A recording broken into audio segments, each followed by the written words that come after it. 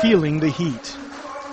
The Kyrgyz interim president makes her first appearance on the ground in the southern city of Jalal-abad since violence swept through this ethnically divided region more than 10 days ago. On Monday, Roza Otenbayeva's message was straightforward. Voting on the country's constitutional referendum is less than a week away, and the government says it's confident it will happen.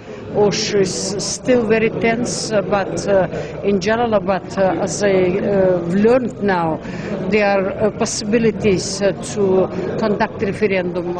Outside, Otenbayeva speaks with those not allowed in, possible voters whose help she'll need to legitimize her presidency and perhaps bring democracy to this Central Asian country.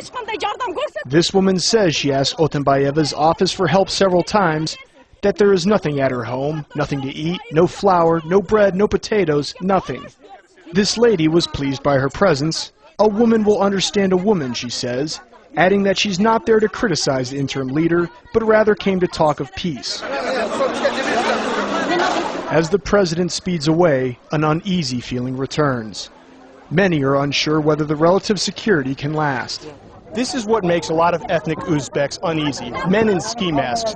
Even though the Otenbayeva government insists it has control of its military and law enforcement, paramilitaries, people who are not showing their faces, do not give a sense of calm to the population here in Jalal-abad. Should conditions allow, it will ultimately be up to these volunteers to see the voting through. They've been organizing for weeks, as fighting displaced more than 400,000 of their fellow countrymen, nearly 10% of the country's entire population, most of them ethnic Uzbeks. There is no point in postponing the referendum, because in this case we will give opposing forces time to restore power and strike again.